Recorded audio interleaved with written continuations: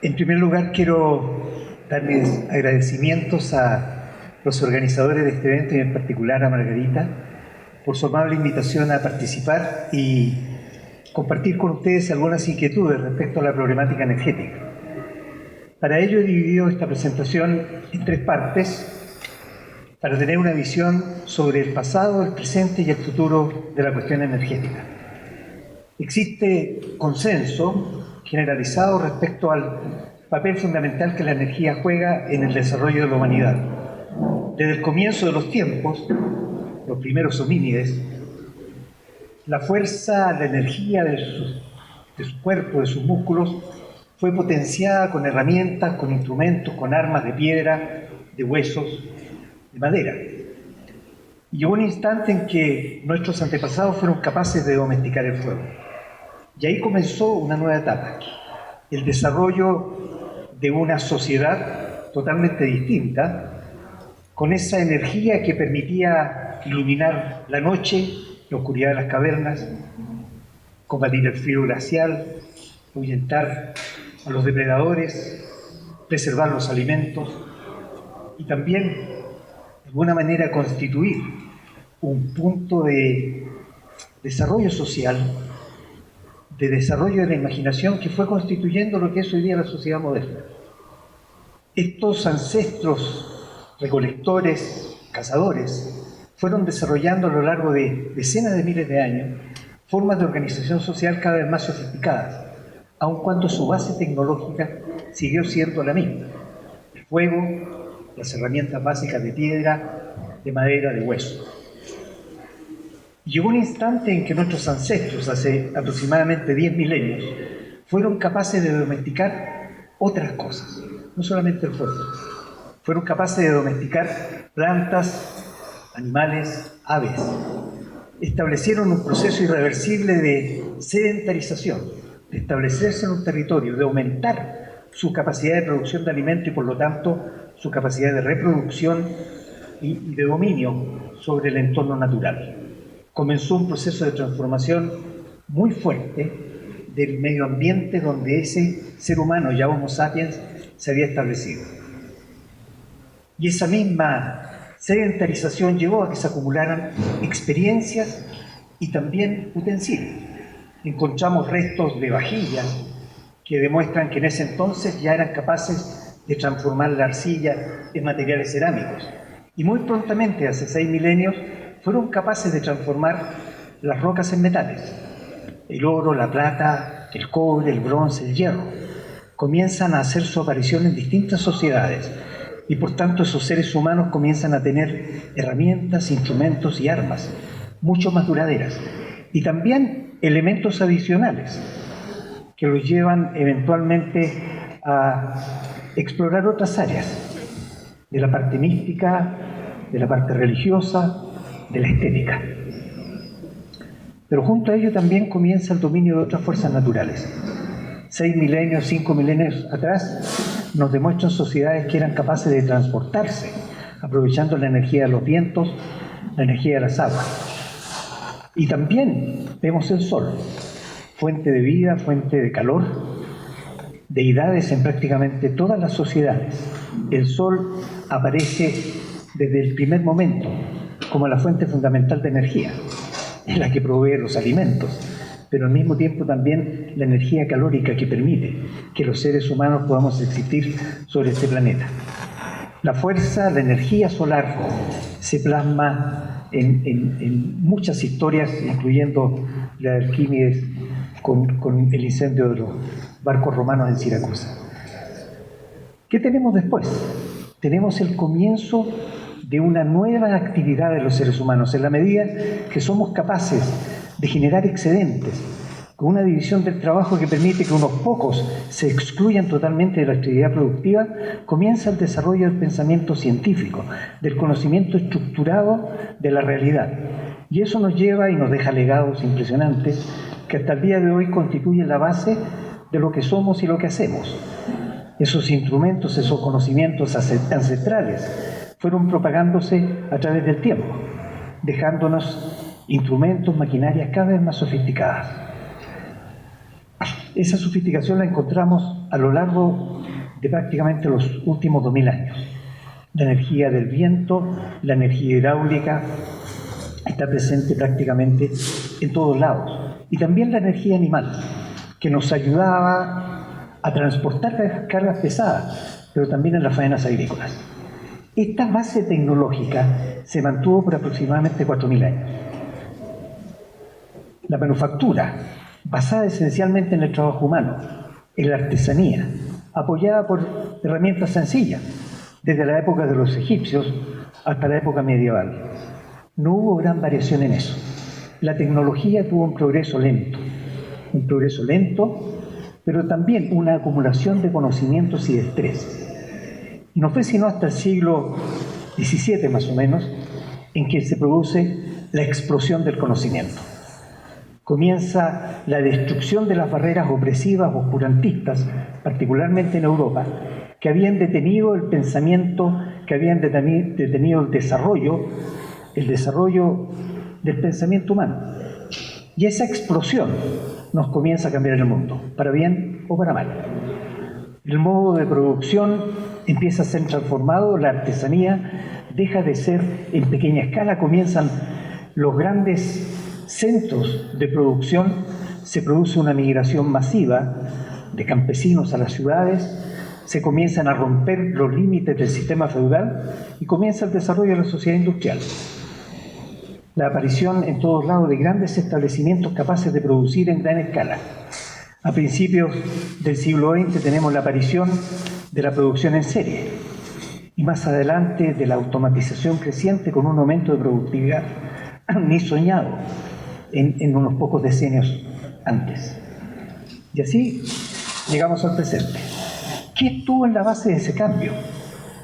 Elementos muy importantes, sin lugar a duda, tecnologías, nuevos conocimientos, pero lo más esencial, esa capacidad que tuvieron estos inventores de tomar la energía calórica de la leña, del carbón, y transformarla en energía mecánica a través de un motor a vapor. Y más adelante, casi un siglo después, la capacidad de transformar esa energía química de los hidrocarburos, también en energía mecánica en motores de combustión interna. Y también la capacidad casi paralela de generar energía mecánica a partir de electricidad. Ahí están las bases de lo que es la sociedad industrial moderna. Comienza rápidamente una nueva explosión de industrialización, basada en la búsqueda de los insumos básicos que constituyen hoy día la capacidad productiva, los hidrocarburos, la energía eléctrica, sobre la cual se sienta prácticamente gran parte de la producción industrial moderna. Si nosotros desarrollamos una escala de tiempo en relación a estos desarrollos, vemos que en un periodo de no más de 200 años hemos saltado de una máquina a vapor rudimentaria de baja eficiencia a sistemas que hoy día utilizan no solamente formas energéticas distintas, sino que también elementos adicionales que complementan el ingenio y la fuerza humana. Las máquinas altamente robotizadas, la inteligencia artificial, todo eso que está cambiando el mundo de una forma, no quiero decir deseable, pero por lo menos parece ser bastante irreversible. Podemos distinguir algunas eras tecnológicas en estos últimos 200 años. Una primera era de utilización de las máquinas a vapor, una era posterior de utilización de la electricidad y la energía de los hidrocarburos, una era reciente de la cual todavía somos parte, de la digitalización y la automatización.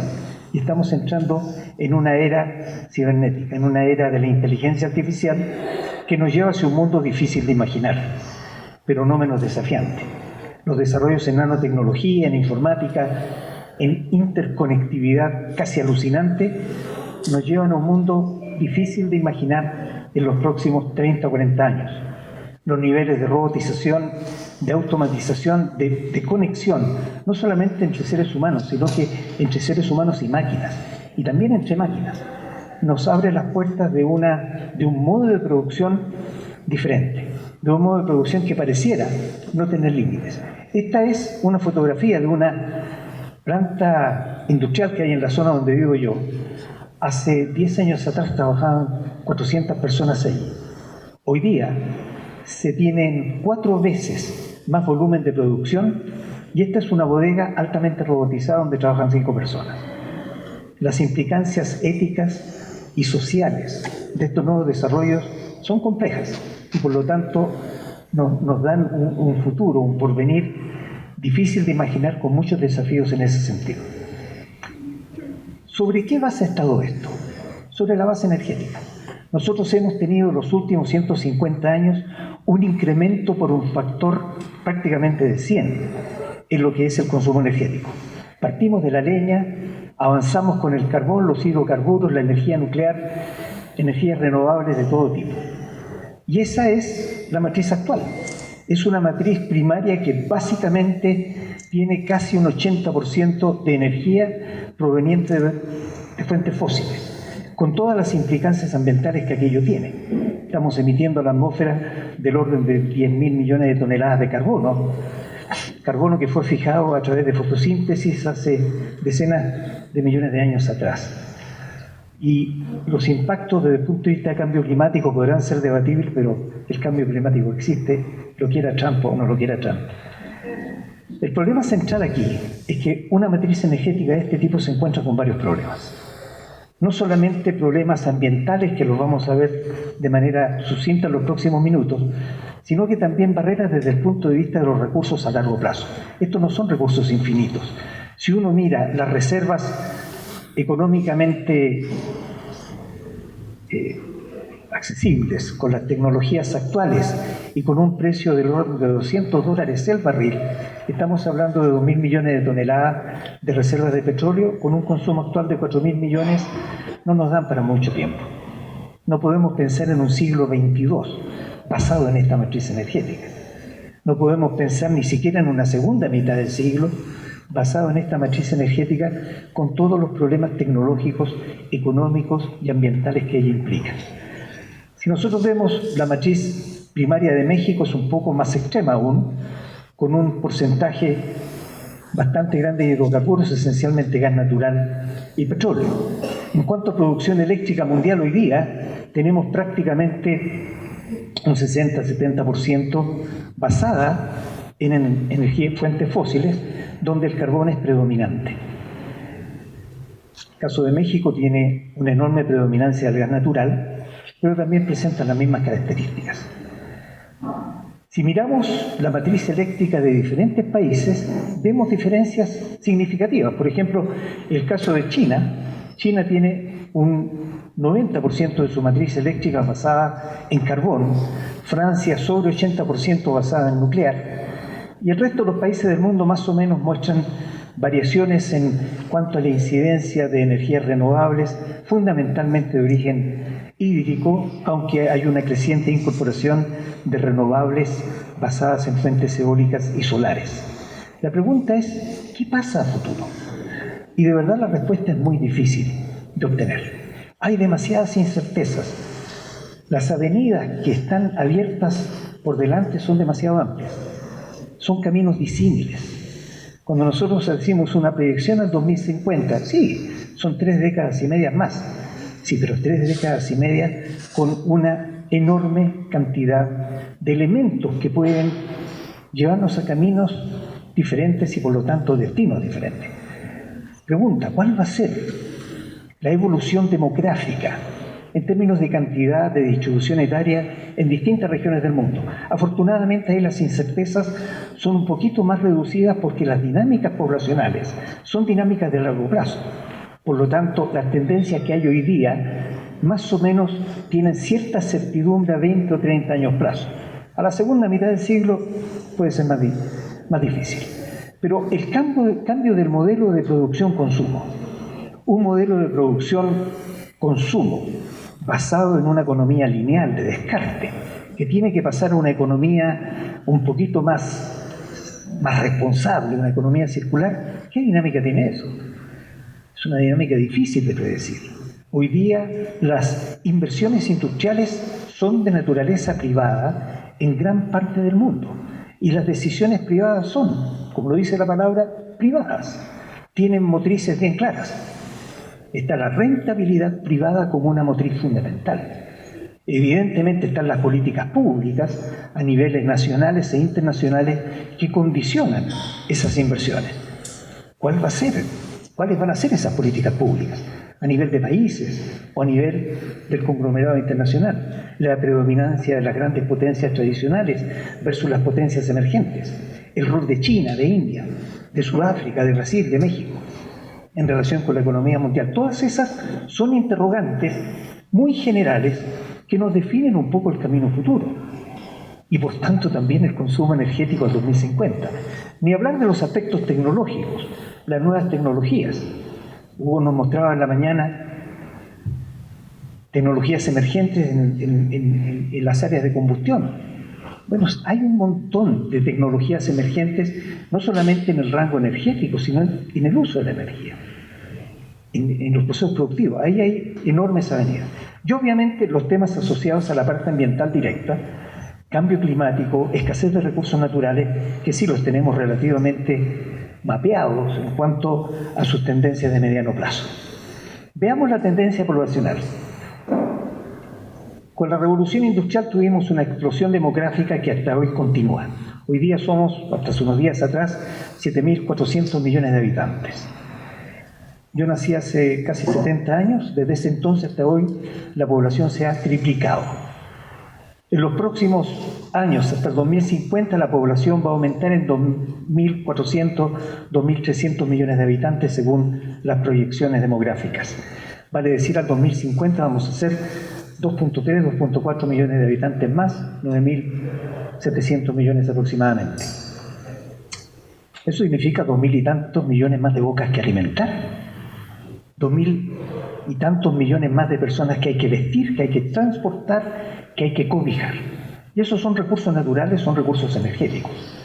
Ahí hay una interesante pregunta. El tema tiene que ver también con cuánto consumimos. En los últimos 25 o 30 años la población mundial se ha duplicado, pero el consumo energético y la producción industrial se han triplicado. Y hay lugares de la Tierra, se lo contaba Felipe el otro día, como el caso de China, que entre el 2008 y el 2013 consumió más acero y cemento que los Estados Unidos en toda su historia, con un grado de urbanización de 300 millones de habitantes. Vamos a seguir ese camino los demás países. ¿Qué pasa con la mitad de la población mundial que hoy día está fuera del sistema industrial? ¿Van a seguir ese recorrido?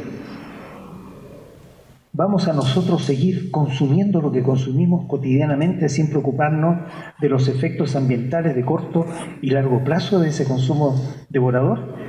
¿Vamos a cambiar el modelo actual de consumir de manera irresponsable, prácticamente de vivir para consumir y no consumir para vivir? Es un cambio cultural profundo que no va a ocurrir de un día para otro.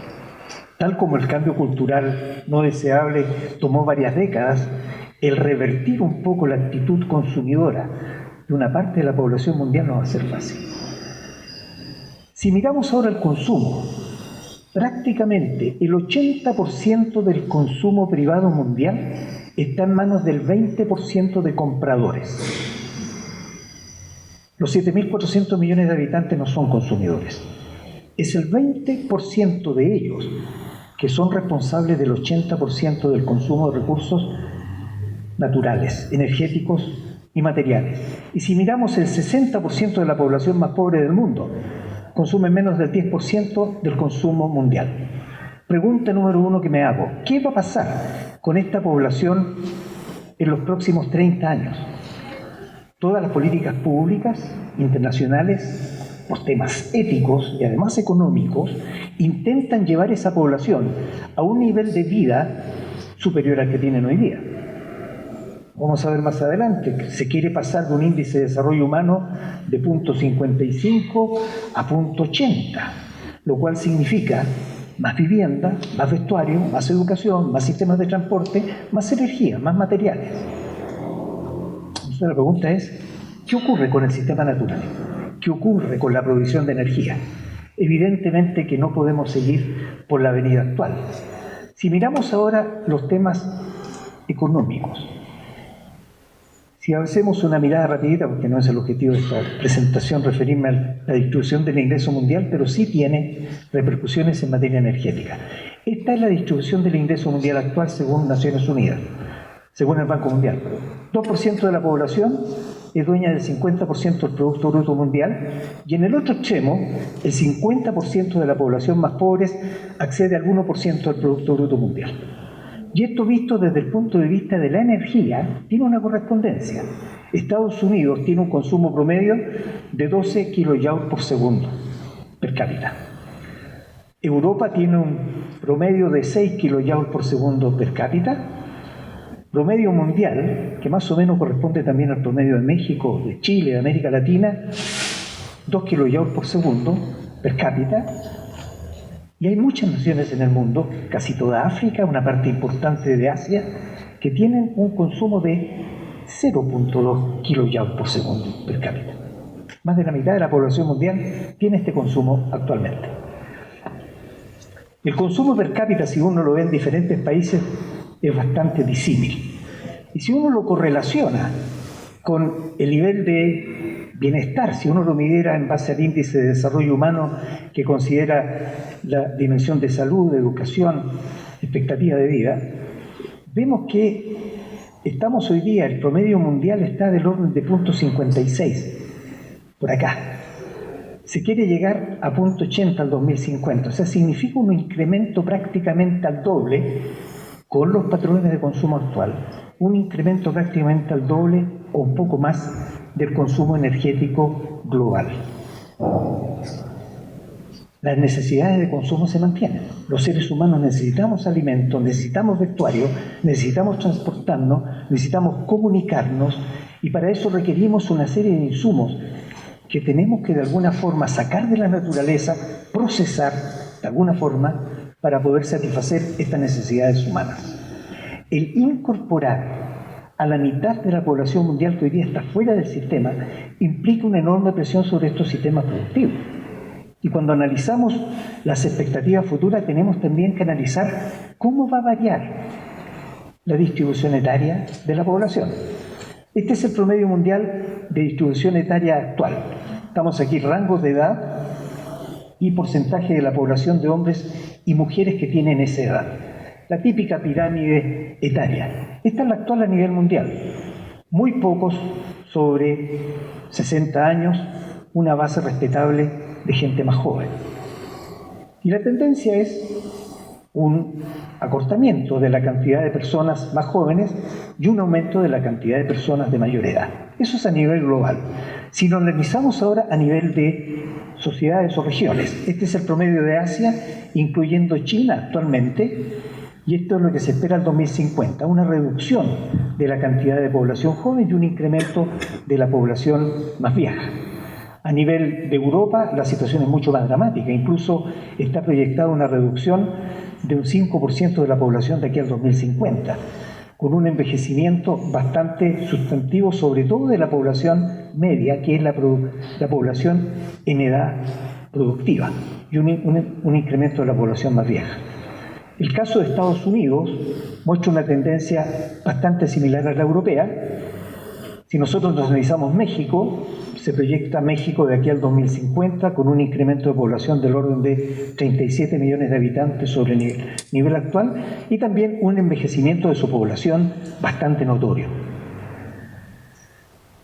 África quizás es la única región del mundo que nos muestra un comportamiento un poquito más conservador desde el punto de vista de que su desarrollo económico va a ser mucho más lento y manteniendo una pirámide todavía similar a la del promedio mundial de la década de los 60 y 70. Pero en general, el envejecimiento de la población mundial tiene muchas repercusiones desde el punto de vista social, económico, cultural.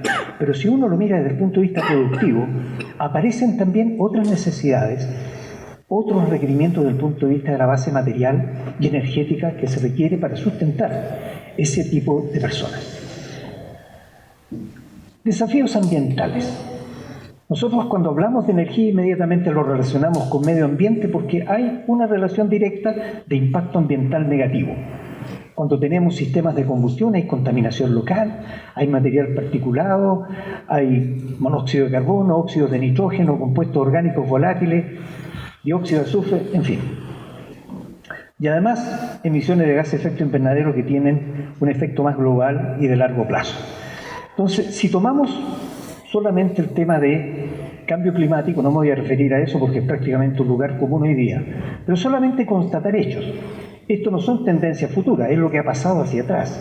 Un incremento en las últimas décadas, 4 o 5 décadas, bastante grande de temperatura en gran parte del hemisferio norte, una reducción significativa de precipitaciones en mi país, en África, en algunos otros lugares, cambios en los patrones climáticos. Y si uno mira un poco qué ocurre desde el punto de vista de sus implicancias agroclimáticas, que es donde está el real efecto del cambio climático, es en nuestra capacidad para producir alimentos. Y aquí la cosa es más o menos seria, porque si nosotros miramos el índice de sequía de Palmer, que más o menos nos indica una cierta relación con, por lo menos, la provisión de agua a nivel local, África, sectores masivos de América Latina y de Asia, que es justamente donde tenemos la población más vulnerable desde el punto de vista económico, tecnológico y social, son regiones del mundo que van a tener, o que ya tienen, impactos bastante negativos desde el punto de vista de su capacidad de sostener producción de alimentos. Y eso se traduce más o menos en una proyección a 2050 de pérdidas significativas de productividad agrícola. Y esto quizás es, desde mi punto de vista muy personal y de mucha gente que está en estos temas, es quizás el tema más preocupante asociado a cambio climático. Porque son sociedades que carecen de la base tecnológica del capital humano, que carecen de los recursos financieros para poder solucionar este tipo de problemas. Yo puedo sacar agua del mar y meterle osmosis inversa, etcétera, pero eso implica inversiones, implica energía eléctrica, implica know-how, y eso no está presente acá. Entonces, hay desafíos de esa naturaleza que hay que tomar en consideración. México no la lleva fácil, tiene proyecciones de aumento de temperatura, reducción de precipitaciones, sus mapas de vulnerabilidad hídrica son preocupantes y por tanto deberían ser vistos con relativa antelación porque no son inversiones que se hagan de un día para otro.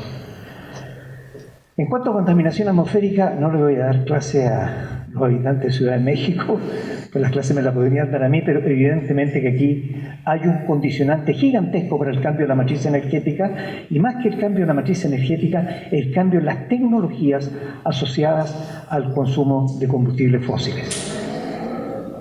¿Cuáles son los pasos que se han dado? Y son pasos muy importantes desde el punto de vista de políticas públicas internacionales. Naciones Unidas hace ya prácticamente 3 décadas viene impulsando desde la Cumbre del Río en adelante medidas que permitan que los países podamos ir caminando en pos de un desarrollo sustentable. Me duele un poco el estómago hablar de desarrollo sustentable porque va más allá que de lo ambiental, de lo económico y de una distribución equitativa de los excedentes de producción. Tiene que ver con una visión también de naturaleza ética, de concepto de vida, que normalmente está fuera de la discusión actual. Pero si uno toma cuáles son los objetivos del milenio que actualmente Naciones Unidas ha planteado a todos sus miembros para que focalicen ahí parte de sus políticas públicas, todas apuntan a temas de superación de la pobreza, a temas asociados con mejoramiento de las condiciones de vida de las poblaciones más vulnerables, temas asociados a equidad de género, a equidad social en general, temas asociados a una producción un poquito más responsable, a una protección de los recursos bióticos, de los recursos naturales vulnerables en general. Y evidentemente esto representa una enorme fuerza motriz para los cambios de aquí en adelante. Y cuando uno hace una proyección al 2050, cabe preguntarse cuánto de esto va a ser implementable, porque también tiene implicancias bastante importantes en lo que son los consumos energéticos. Y una cosa que es fundamental es el cambio en la estructura de producción, es el cambio en el modelo de producción-consumo que tenemos hoy día. Hemos basado nuestro desarrollo material en gran parte del mundo en base a energías fósiles, a una intensificación del consumo privado como una forma de vida, a la rentabilidad privada y a los procesos regulados por el mercado como elementos condicionantes de las relaciones económicas entre los seres humanos. El neoliberalismo en su cara más desnuda es lo que ha, de alguna forma, dibujado la sociedad actual en la que vivimos. La pregunta es, ¿cuál es el próximo paso? Y este próximo paso ni siquiera ha sido dibujado por los que se oponen al sistema actual. Ha sido dibujado por quienes intuyen desde el interior del sistema que esto ya no es viable, que no podemos seguir por este camino por los próximos 50 o 100 años, porque no hay recursos naturales, porque no podemos estar en un sistema económico que reduce cada vez más la fracción de compradores de los productos que producimos. Se habla de una economía sustentable basada en recursos renovables, en un sistema de producción-consumo que sea responsable, racional y sobre todo en que las grandes decisiones de inversión y de políticas públicas y privadas sean en base a conceptos de responsabilidad social y de aumento del bienestar. Y eso es indudablemente el camino que se va a seguir. De alguna u otra manera, porque ahí están también los grandes conglomerados empresariales muy interesados en que así sea. Esta economía lineal, que es la que hoy día caracteriza el sistema de producción-consumo, va a pasar tarde o temprano a un concepto real de economía circular. Esto que se viene diciendo en los cursos de producción limpia y de medio ambiente desde hace 3 o 4 décadas, hoy día es real. Y la cantidad de ejemplos que uno puede dar en diferentes sistemas productivos, sobre todo en lo que es producción de bienes de capital, donde esto ya es así. Rara vez uno compra una maquinaria industrial. Uno hace un leasing y quien la produjo se va a hacer cargo del proceso de remanufactura, ¿cómo se llama?, de reparación que permite prolongar su vida útil y sobre todo evitar el desperdicio de recursos. El sector automotriz entró hace mucho tiempo, algunos sectores, no todos, en un proceso también de economía circular. El punto es con qué velocidad llegamos a esto. Las implicancias energéticas de esto son enormes, porque recuperar esa energía disponible que está en los desechos tiene un impacto significativo en la matriz energética y sobre todo en emisiones de gases de efecto invernadero. Y la pregunta que es la que Margarita me pidió que yo respondiera, ¿cuál es la demanda al 2050? Y de verdad voy a hacer media hora cadabra, digamos. Lo que dicen todos es esto, y cuando digo lo dicen todos, lo dice Naciones Unidas, lo dice la Agencia Internacional de Energía, lo dice el Panel Intergubernamental para el Cambio Climático, lo dice también el Consejo Mundial de Negocios Sustentables y las diferentes empresas del petróleo, el World Resources Institute. Todos ellos coinciden en esta frase, que el consumo energético podría duplicarse a triplicarse, dependiendo de cómo es el aumento de población y sobre todo de cuáles son los patrones de desarrollo socioeconómico que los países en vía de desarrollo van a tener. Y por tanto, cuando uno analiza cómo eso se va a dar, tiene que pensar en a qué velocidad, siguiendo qué camino. 4 elementos centrales. Las estrategias de desarrollo económico de los países. Eso va a ser central. Muchos de los países, salvo China, tienen políticas de desarrollo de muy corto plazo. China tiene horizontes de tiempo de 1 a 2 décadas. Hoy día hay millones de casas y departamentos que se han construido en China en los últimos años, no para los habitantes de hoy día, son para los habitantes del 2040. Planifican. Tiene una planificación de largo plazo. En gran medida la economía hindú también. Pero si entramos a Brasil, entramos a México, entramos a Sudáfrica, estamos en otro terreno. Ya son planes estratégicos de no más de 5 años. Por lo tanto, el camino que tomen esas estrategias va a determinar mucho el rumbo que vamos a tener de aquí a los próximos 35 años. El tema del cambio cultural es preocupante también, porque ¿quiénes son los que mueven el sistema de producción-consumo? Somos nosotros. Nosotros somos los compradores. Sin compradores no hay producción. Y por tanto, en el punto focal de esto estamos nosotros, los individuos, la masa de personas que vamos al mercado a comprar los productos. Y qué compramos, cómo compramos y en qué cantidad depende de un patrón cultural, además de capacidades económicas, etc. Y eso es algo que va a tener que experimentar, en cambio. El tema del marco regulatorio. Tenemos gobiernos que duran 4 o 6 años. La visión de largo plazo no es muy de largo plazo. Hay mucha incerteza en eso, pero también vamos a depender. Y lo último y no menor son los cambios en infraestructura productiva, en generación y transporte energético y en transporte de personas y materiales. Esos son en el fondo los 4 grandes temas que hay que analizar en profundidad y que nos dan origen a diferentes trayectorias y diferentes destinos. Pero en general, si uno toma un poco un informe que salió hace muy poco tiempo atrás del Consejo Mundial de Negocios Sustentables, ellos vislumbran 2 escenarios de bajo consumo energético y de alto consumo energético, que significan una duplicación de los niveles de consumo energético respecto al año 2000 o de una triplicación. Pero lo interesante es esto: todos coinciden en que el aumento de consumo energético es en los países en vías de desarrollo. Los países que actualmente constituyen el mundo industrializado prácticamente no van a aumentar su consumo energético por 2 razones. Una, porque su población no va a crecer prácticamente más allá de lo que es hoy día, muy poco. Segundo, los incrementos en eficiencia energética, los incrementos en niveles de automatización y aumento de productividad energética son hoy día significativos, y si esa tendencia se mantiene, incluso es muy probable que esto signifique una reducción. Sin embargo, en los países en vías de desarrollo, donde está gran parte de la población mundial que no accede hoy al mercado de consumo, que no consumen diésel, que no consumen electricidad, hay 1.200 millones de habitantes hoy en el mundo que no tienen acceso a energía eléctrica. Si esas personas se incorporan, entonces tenemos este aumento sustancial. ¿Qué significa un incremento del consumo energético en los países en vías de desarrollo? Tiene varias dimensiones. Un aumento del consumo energético en África no va por la misma vía que un aumento del consumo energético en países que son ricos en hidrocarburos, como el caso de México, o que somos ricos en energía renovable tipo solar o viento, como es el caso de Chile. Las avenidas son distintas, las tecnologías también son diferentes.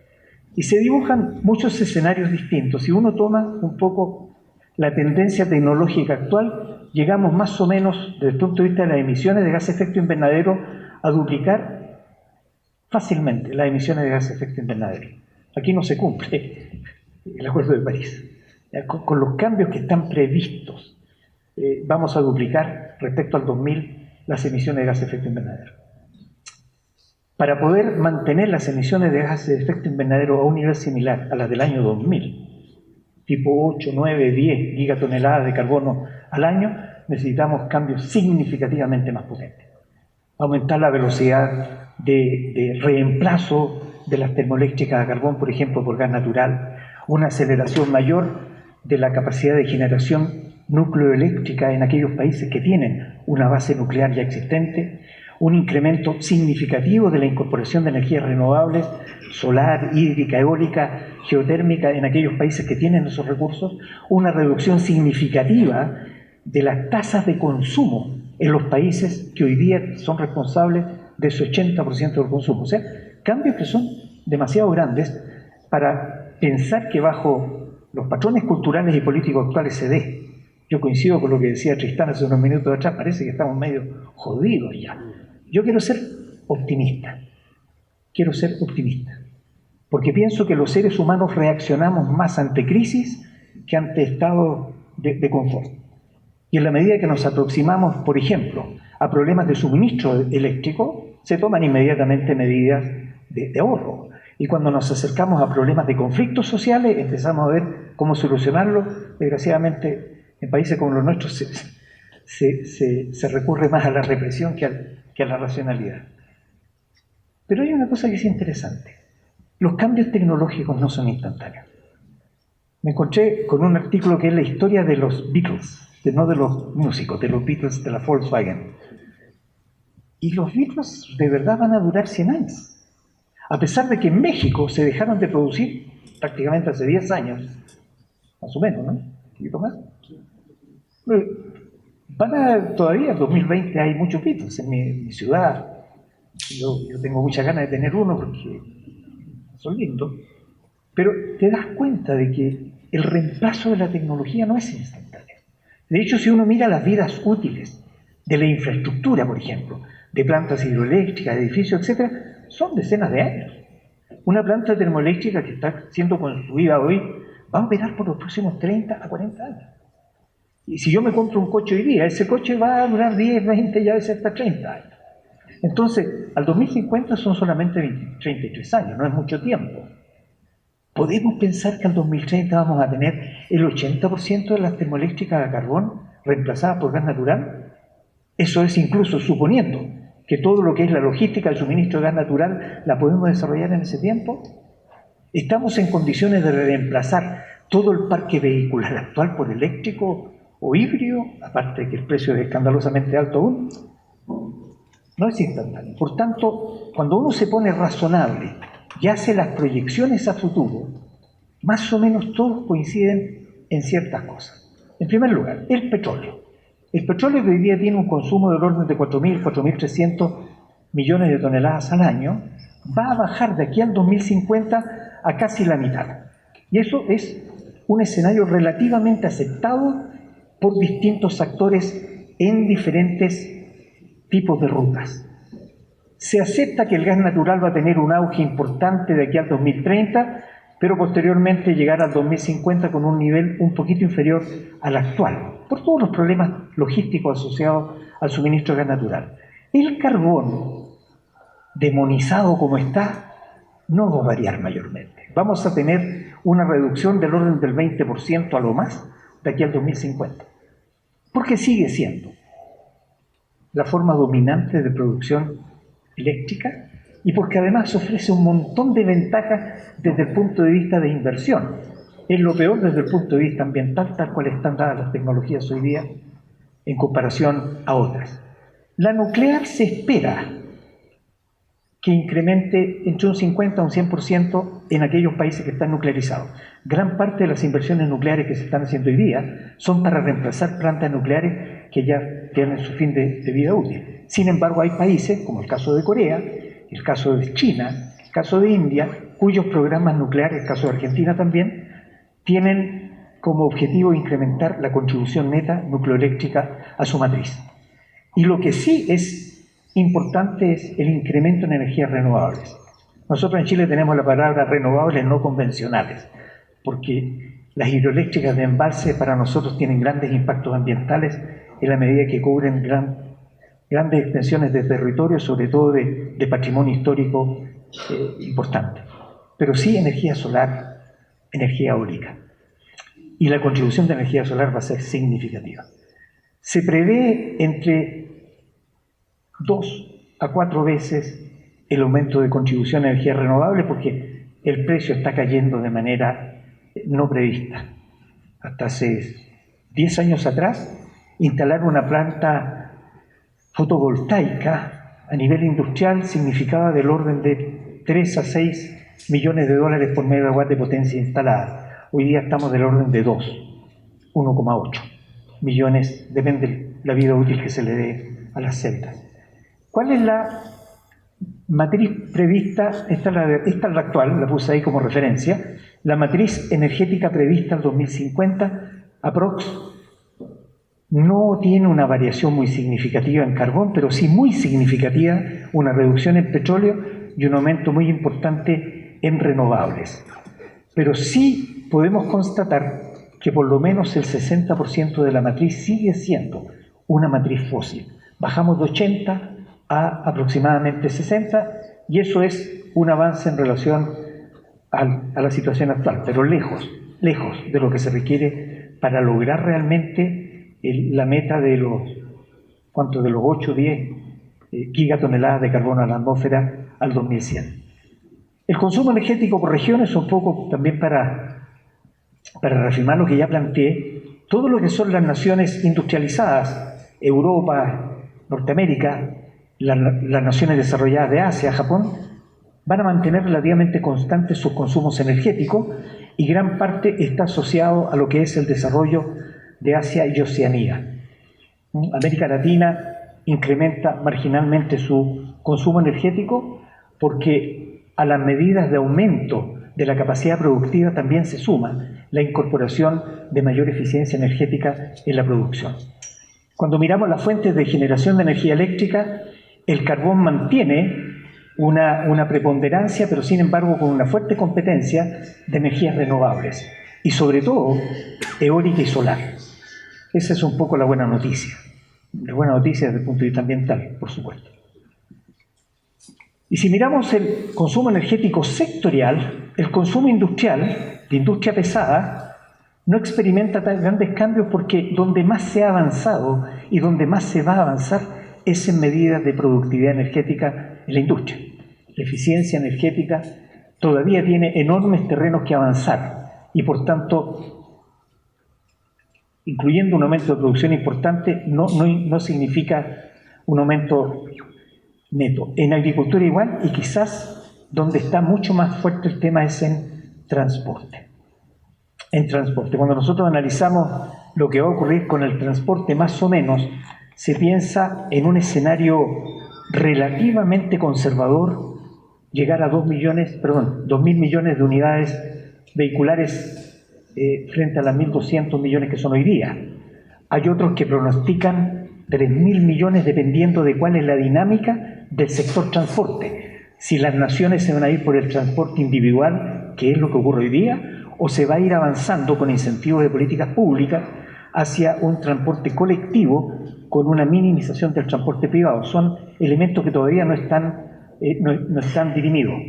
Pero más o menos dentro de los escenarios probables, dada la cultura de consumo actual, uno puede esperar más o menos que se triplica el consumo energético asociado al transporte, pero ya con una enorme contribución de lo que es el sector híbrido y eléctrico. ¿Cuáles son los desafíos tecnológicos? Un poco para ir cerrando esto porque veo que están cansados. Lo primero tiene que ver con el mejoramiento de la eficiencia en la producción en general y también en el consumo. Ahí hay enormes espacios aún de desarrollo. Hay espacios de desarrollo en todo lo que es energías renovables.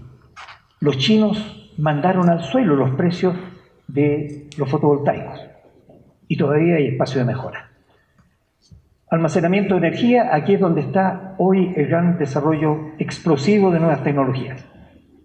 Y es donde se supone que vienen todos los grandes cambios tecnológicos. El sistema de generación y distribución energética, en todo lo que son tecnologías limpias, tecnologías de captura de carbono, estamos recién empezando. En sistemas avanzados de transporte, enorme espacio, no solamente en el vehículo, sino que en los sistemas de transporte. Cómo uno planifica el transporte, estamos hablando hoy día de un transporte automatizado, con inteligencia artificial, con sistemas automatizados, en fin, que también llevan a grandes cambios tecnológicos que están recién empezando a despertar. Y en última instancia, los temas de vivienda energéticamente sustentable. Son las grandes áreas. Desde el punto de vista de políticas públicas, hay tres elementos que son centrales a tomar en consideración y que hoy día, por desgracia, muchas de las políticas públicas de las naciones aún no están codificando bien. Si bien es cierto, todos se preocupan de la seguridad energética, vale decir, asegurar que tengo el combustible y la electricidad para que mi sistema funcione, y ahí está el 99% de la atención, le estamos dando muy poco temita a la sustentabilidad ambiental y peor aún, a la equidad energética. Cuando hablo de equidad energética es el acceso a la energía por parte de todos los sectores de la sociedad que tienen derecho a una vida razonablemente decente.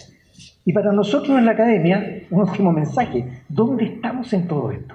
Nos entretenemos haciendo investigación para publicar, una investigación que muchas veces no trasciende más allá de las puertas de la academia, y ahí estamos mal, porque hoy día lo que eso nos exige es que este sector de la sociedad, que tiene como función educar, hacer investigación, desarrollo, innovación, realmente nos involucremos en estos cambios. Quienes toman decisiones de políticas públicas son gentes que han pasado por la universidad. Quienes están en las empresas dirigiendo los cambios, dirigiendo las inversiones, son personas que han pasado, la gran mayoría de ellos, por la universidad. Nuestro rol es jugar un papel activo en esas materias. y ver no solamente los elementos que tienen que ver con la tecnología, que para el caso de la ingeniería y la ciencia es fundamental, es nuestro rol, pero también los temas del impacto social, económico, cultural, ético, que son elementos fundamentales para pensar en un futuro sustentable, no solo en la energía, en lo que es la vida del ser humano en general. Y esto lo dejo planteado porque es el gran desafío, cambiar nuestros paradigmas actuales, tal como también cambiar los paradigmas de la sociedad no es fácil. A veces tendemos a decir, cambien ustedes, pero yo sigo igual, y eso no puede ser. Quiero terminar mi presentación con dos reflexiones. Esta la encontré yendo con Felipe a una librería de viejos hace un par de días atrás. Me llamó mucho la atención porque interpreta bastante lo que pienso de esto. Dijo Luis de Broglie, es más fácil hablar del pasado que del futuro. El pasado está cristalizado, ha tomado forma definitiva y todo es certeza. Mucho más difícil y temerario es explorar el porvenir. Todo lo que sabemos con certeza de él es que saldrá del presente. Esa frase me golpeó. Porque de verdad el futuro tiene su raíz en el hoy, siguiendo la trayectoria evolutiva del pasado. Y es por eso que quise hacer un poquito el planeo de pasado, presente y futuro, porque es muy difícil pensar en el futuro sin saber dónde estamos parados y de dónde venimos. Y me parece que aquí hay una cosa que es importante. Si bien es cierto, estamos en el presente y el futuro se construye más adelante, el futuro no sale por generación espontánea.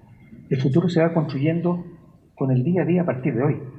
Y por tanto es una responsabilidad nuestra, donde estemos, que estemos parados, ir construyendo ese futuro que sea deseable. Y aquí me voy a la segunda frase, y es mi favorita. Yo no soy católico, pero debo reconocer que la encíclica papal Laudato Si es el mejor documento que le he visto a la Iglesia Católica desde, Rerum Novarum, hace más de 120 años. Y quienes no la han leído, por favor, léanla. Y quienes son estudiantes de ingeniería, léanla también. Sáltense las primeras 70 páginas, quienes no son católicos, porque ahí está todo el rollo, qué sé yo. Pero de las 71 páginas en adelante, hay un análisis descarnado, un análisis crítico, profundo, serio, sereno, de lo que es el modelo de producción-consumo actual y las implicancias éticas y ambientales que ello tiene. Y hay una frase que me gustó mucho y que la he sacado para terminar toda mi charla porque es el mensaje que quiero dejar. Como nunca antes en la historia, el destino común nos hace un llamado a buscar un nuevo comienzo. Este presente que forma parte de la prehistoria del futuro tiene que ser nuevo. Tenemos que empezar a construirlo hoy sobre la base de paradigmas distintos a los que han gobernado el desarrollo de la humanidad hasta hoy. Y sobre todo distintos al paradigma que comenzó en 1778 y que hoy día, 2017, todavía nos tiene complicado. Y es que nos olvidamos que este planeta es un planeta finito, que es un planeta de recursos limitados, de que el ser humano, si bien es cierto, tiene una serie de destrezas y capacidades, no es invulnerable, muy por el contrario. Estamos hoy día en el punto de mayor vulnerabilidad de toda la historia de la humanidad. Y parece ser un contrasentido, porque también estamos en el punto de mayor desarrollo científico y tecnológico de toda la humanidad. Y esa paradoja es la que hoy día tenemos que intentar resolver. ¿Cómo salimos de ese estado de máxima vulnerabilidad en que estamos sin autodestruirnos? Y no quiero ser apocalíptico ni nada, muy por el contrario. Quiero pensar que esa inteligencia que nos ha sido capaces de llegar a la Luna y de saber lo que hay del interior del núcleo del átomo y más allá, que nos ha permitido descubrir la mecánica cuántica, que nos ha permitido hacer todas las maravillas que hacemos hoy día, esa misma inteligencia y esa misma capacidad debe ser hoy puesta al servicio del ser humano como un todo. Así que eso es lo que quería conversar. Muchas gracias.